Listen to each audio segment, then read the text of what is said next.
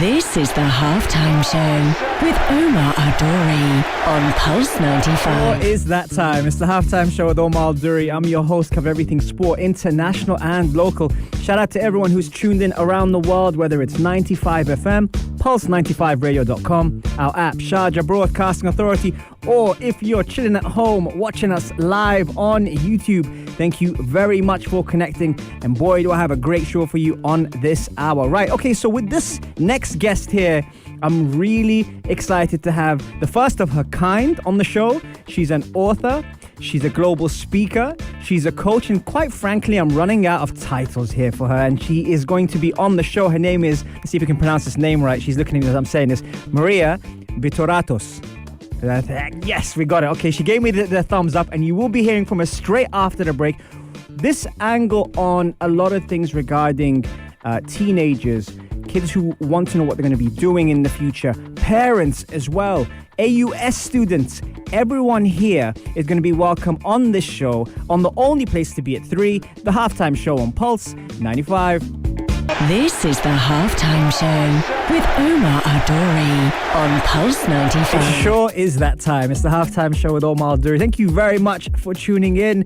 And as always, I promised you I was going to have a fantastic guest, and here she is. Maria, welcome to the show. Hey. How you doing? I'm doing really well. How are you? I'm very, very good. I'm glad you're on the show. I'm so stoked to be here. You're like the first of your kind on this show. And I apologize to you in advance.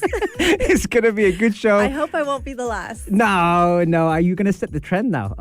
Maria, it's unfair to put a title on all the amazing things you do.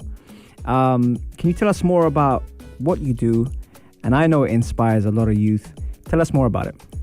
What do I do? That's a question my children ask me almost every day. Mm-hmm. I think I'm going to round it up and call myself an educator. Okay. I'm an educator at the heart, at the soul. Mm-hmm. My specialty is career development and careers education. Mm-hmm. My aim is to empower the youth with education, knowledge, awareness, and to really help them jump into the driver's seat, especially in a time when opinions from society, parents, teachers, friends, strangers seem to be directing them down career pathways. Mm-hmm. And because they feel very confused and very afraid of making those choices, they tend to listen to role models, believing that they'll know best. So my role is to really help young people understand the pathway ahead, Mm-hmm. help them to create strategies, to be able to make the choices that they feel right making, Mm-hmm. and also to help parents unlearn and relearn how the world is evolving and how that will look different for their children. So I would call myself a careers educator. Many things you said that I liked. The role of the parents is just as important as the role of the children. It's also important for them to evolve. Social media has helped and not helped in the same way. How has that kind of reshaped the way opportunities for careers are now going? I think that, well, first, that's an amazing question. And what it really does is unwrap the roots of careers education. So I don't want to bore your audience with theory and development, but it's very important to remember that career development is not a nouveau trend. It goes all the way back to the early 1900s. The founder, Parsons, developed careers to help employees and employers match so that on both sides of the fence, there would be a connection that would help them either thrive in their careers and enjoy those careers, and also for employers to have the right candidates working for them. Through time, career development theories arose, different theories took different twists and turns, but there was always a career development path. Now, somewhere along the more nouveau times, I'll call it, is where suddenly the idea of career development became a university application process. And this is where my concern for parents is that because university is something that most schools are talking about, it doesn't mean that it's career development. It means that it's a pathway towards an aspired career. So there's a lot underneath that conversation. But what's really important for parents is to understand the development process underneath what we're really asking students to do, and that's in making those choices post-secondary. There's a lot more to that conversation. Yeah, it's interesting. Do parents have more pressure to be role models now that things have shifted over to social media for the youth to look at?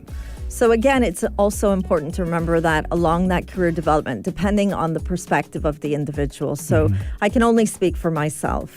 I wear the eyes of a social constructionist. And what that means is I believe that society and culture are part of that process in education and how career development evolves. So when we look through those glasses, then of course parents are part of that process.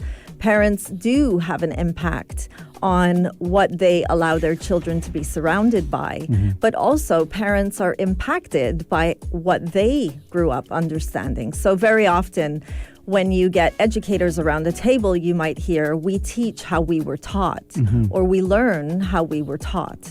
So when we think about parents, we also have to remember that they were prepared and taught for a different world. And the children today are preparing themselves for a very, very different world. You just have to look at the newest highlights in the news right now with the metaverse probably attracting a new 40,000 jobs, as what was posted on the Kalish Times, I believe, in the past few days. So, you know, in order to prepare children for that type of a world, we have to unlearn what we learned and learn what needs to be learned to make sure that our children are prepared. And it's important that we look at career development as an education. And it's not something that we should be having with young people 5 minutes before they exit at graduation. It really needs to start from the moment they walk into an educational institute at the age of 3 or 4. And career development is the conversation, and it should be embedded in curriculum, but that's a whole different topic for probably a whole different day. Really interesting. You've been out to a lot of universities around the Emirates, and you've been to AUS here in Sharjah. How does each, let's say, institute or let's say university differ from each other in terms of how they plan these things without waiting till the last minute, like you just said? So we have to remember that when we are looking at institutions, we have to look at them as any other enterprise. And this is what's important for a parent to understand, and also to give leeway to institutions. So for young people in secondary education, we have to look at that as an enterprise and what the leaders of those schools are doing. There's the ethical side of what they're doing, and then there's the side of logistics of what they have to do. They're not deciding the curriculums, they have to follow the curriculums. Now, if a curriculum is so tight that it doesn't fit in to have a conversation about career development, it's a real challenge for a school leader and heads of departments to understand how to have that conversation. So back to the question about universities, their institutions, and what they promise is that not only are you going to get a degree, but they're also promising that the degrees are preparing you for future careers. Now, whose job is it to be preparing a young person? It really depends on the hat you wear. So for a university, they're receiving students assuming that they would have already been given that guidance in secondary education. And in a secondary institution, there's the assumption that they'll figure it out when they get to university. But somewhere in that messy jungle is a young person who's looking out for support, and the assumption for them is that they have to figure it out. And then the disappointing part of it is that we let the ball drop and we're not helping them to figure it out. We're expecting them to have it figured out. So with a parent, they're looking at the institutions, and many parents are paying a hefty price to send their children to institutions, not just on a monetary basis, but also time and emotional support is quite an investment when you're educating a young person. So for a parent's perspective, they're hoping that the institutions are supporting their children, and then they're putting more pressure on their children because they can't understand why their teenagers have not yet figured it out. So there's a lot involved, and we can't put the blame on one institution over another. I think it really does come down to how are curriculums being created, how are we translating these curriculums, and how are career conversations also being embedded in those conversations. But at the moment, it's very, very sad. And this is one of my missions with colleagues from around the country, is trying to raise the profile for career conversations in educational institutions before they send them off, because also there's the assumption that every young person will go to university, and that is a false assumption, especially in the world of work today. Correct. So we need to remember that in order for things to be different, we have to raise the profile, and that means that we can no longer accept that career development and career conversations are not important conversations to be having ongoing in every subject, with every teacher and every parent. And that means that we need to be educating our parents as well. Very interesting. God. Okay, I'm going to take a quick break and I'm going to ask you some more questions. I've got plenty more left for you. We're going to take a quick break. We're going to play you some tracks. Here's some Mariah Carey Fantasy. We'll be right back after this. See you in a bit, folks. This is the Halftime Show with Omar Adori on Pulse 95. It sure is that time. It's the Halftime Show with Omar Adori. Thank you very much for connecting. And shout out to everyone who is tuned in on the Instagram Live, from Noura to Comfy to Abby to Basil to Fatima to Tintin to Lara to Masoud to Florin, and the list goes on. If I haven't caught your name, give me a thumbs up and I promise I'll mention that. On the show today, Maria Vitoratos. She's got me really worried about my pronunciation, so I'm having to say it like quite slowly because she gives me that. In the beginning, you should have seen how she told me. I was like, how'd you pronounce it? She went, V. I'm like, we only got an hour here, Maria. You need to tell me. Anyway, the first segment was awesome, Maria. Really enjoyed what you were saying. A lot of cool things that you mentioned that actually I don't feel get spoken about enough. And one of the things which I think, I don't want to give away my age here, but I think the difference between that time and this time now is when taking a gap year, it was almost like frowned upon at the time. Now it's one of the coolest things because you can really rediscover yourself. What sort of challenges do university students face when taking a gap year? Wow, that's a really great one. So the gap year, again, has a history behind it. I like to call it the focused gap year because if we look at the term gap, it's like an empty space. There's something missing, and I think that connotation is important. So it's not about something missing, it's about how am I going to fill that time. So for a university student deciding after graduation to take a year and discover oneself, it's an incredible opportunity. And I think sometimes it gets dismissed as wasting time. So the focused gap year is where the individual will really reflect inwards, digest all the learning they've taken in over the years, and then start to discover either culture, language. Some people might decide to travel. Some people might decide that they want to take on different job tasks so that they can narrow in on an industry of interest. Other people might just decide to take care of their well-being. A gap year is an opportunity for a young person or a person taking a gap year in a career.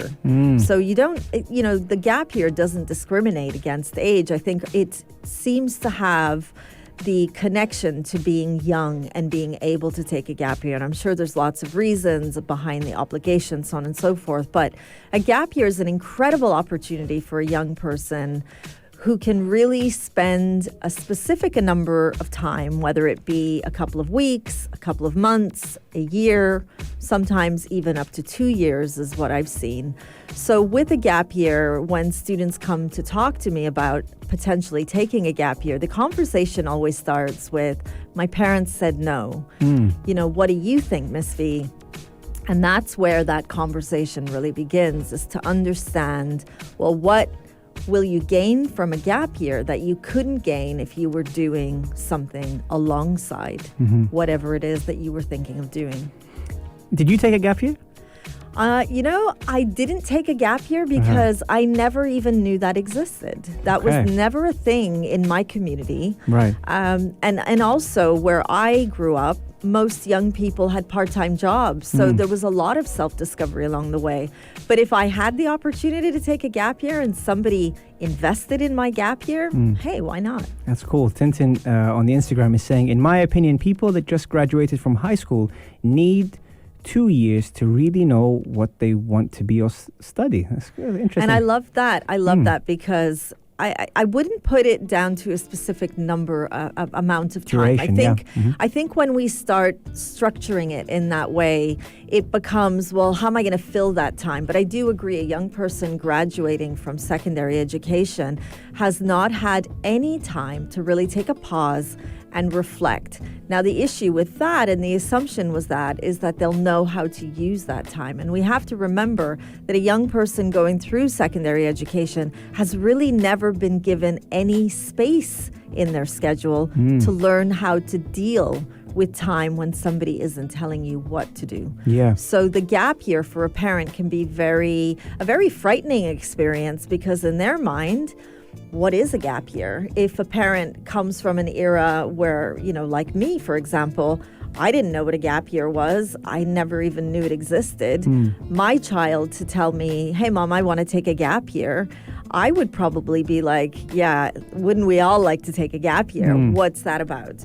So for a young person taking a gap year after secondary education, it's important that somebody sit down with them and help them to plan out and to map out those opportunities, not so that it becomes an extension of secondary education, but that it becomes a focused gap year, so that at the end of that time, when they look back at their experiences, not only was it a transformational experience, but there were opportunities that they were able to learn more about their values, their beliefs, the problems that exist in the world that they want to use their knowledge to find solutions for, the individuals that they met along the way, the different worldviews, the different perspectives that they gained. Yeah. That's what a focused gap year is all about. And Sharjah's massive on education, and I know you've been out to the university in Sharjah as well.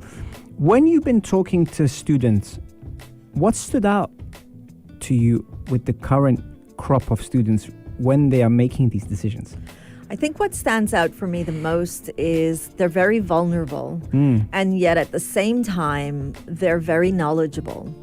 Our young people today are learning skills in school that, as an adult, I would need to keep up with to gain. Okay.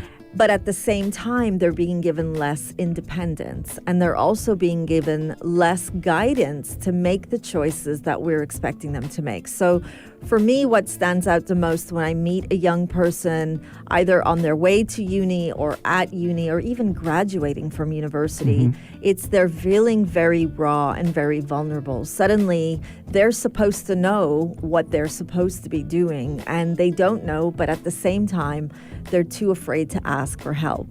So very often they'll come to me right at the end, right when they're either brought in because a parent is so concerned about their mental health, or they come to me because a friend had referred them, but they're not coming looking for proactive ways to help them. They're coming based on a reaction to the pain that they're feeling because they're so afraid of making the wrong choice. You said something really interesting as well. You said them being vulnerable. But are they also at a time where they can be vulnerable? That depends on who's helping them on that journey. So if they were to come into my office, I would be so on board them feeling vulnerable. That's okay, because when we're vulnerable, it means that we're ready to look at things through different perspectives. But if I was a parent expecting my child to get to a certain point because that's where everybody's supposed to be, then are they allowed to be vulnerable really becomes the question. And it would depend on who they're having that conversation with. So I think we have to remember that there's not one size fits all. there are young people. I've met young people who are so incredibly focused on what they want to be doing, and they are so ready to take on the world. And then we have young people that are the total polar opposite to that. So we have to remember that when we're helping young people, we can't only live on two sides of the spectrum. We really have to find that middle ground and help across the spectrum. And that means that it's not a one-size-fits-all. I like that. Okay, we're going to take a quick break and play some Gets UK Vibe next, and then we'll be right back. And I'm just going to leave this with you. Plan your work and work your plan. See you right after this. This is the Halftime Show with Omar Adori on Pulse 95. It sure is that time. It's the Halftime Show with Omar Adori as I'm adjusting my seat. Hope you guys are having a fantastic day wherever you're tuned in around the world, whether it's 95 FM, pulse95radio.com, our app, Sharjah Broadcasting Authority, or if you're chilling at home, watching us live on YouTube. Thank you very much for spending your time with us here, and you do know all of our episodes are on podcast, Apple, Spotify, SoundCloud, or if you prefer a visual, want to see our fantastic guests, head over to the YouTube channel, check out Pulse 95 Radio, and we cover some fantastic topics like mental health, gut health, and how important the brain is on performance and recovery. Maria, or Miss V. You got it. If you say, she was smiling when I said that. Miss V, before we took a break, and this was inspired by a lot of things you were saying in the first two segments. I left something out there for the listeners and the followers, and I said, plan your work and work your plan. How important is it to plan? Gosh, how much time do I have? Just before the prayer, actually. I think planning is an amazing way to feel like you have a sense of control over what is ahead. Mm-hmm. But at the same time, what you want to remember is that the plan can sometimes not go as planned.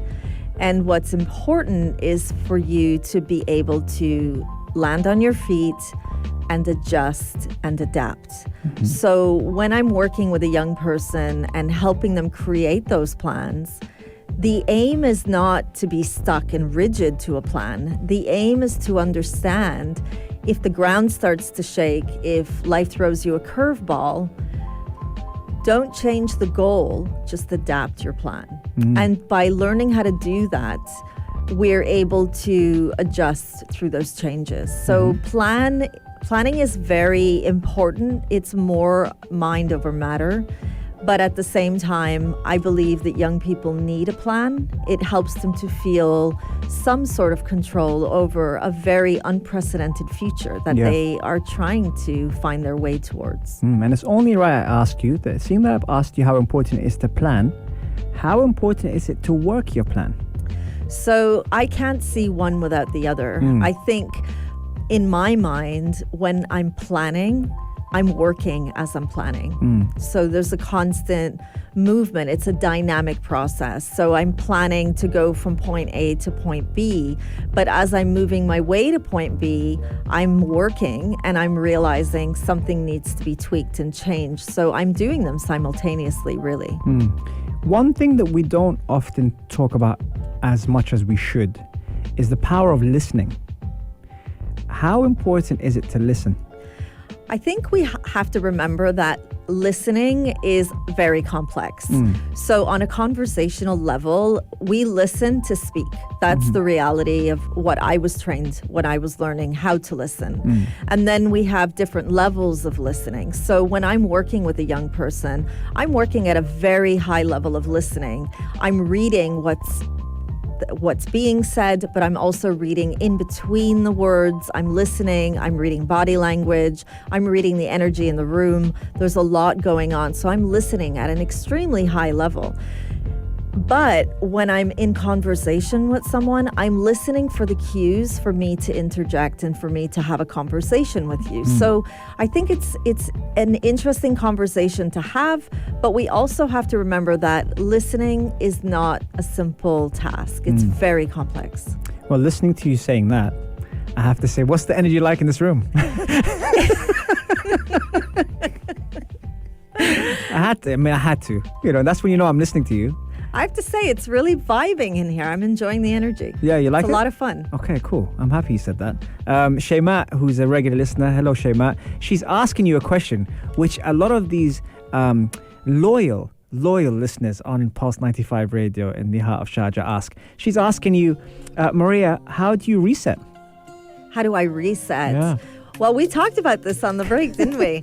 I think my way of resetting is to binge on Netflix. And I enjoy doing that. However, I am trying to live a much healthier lifestyle right now. Okay. So I'm into day 2 of my healthy lifestyle of working out, eating healthy, and drinking as much water as I can. Nice. So you started working out? 2 days ago. Okay, this is fresh. I like it. We're gonna keep you up to. You're gonna keep us up to date. I will. Okay, I like it. And also, you mentioned in the first couple of segments, and you dropped it in there for me, and I really wanted to jump on that topic. You said mental health. It is something that requires a lot of planning, practice, working, listening. How important is it to gain control of our mental health? Again, another very complex conversation. I'm not a specialist in mental health, so what I'm telling you is what I've learned from my experiences of life. Yeah.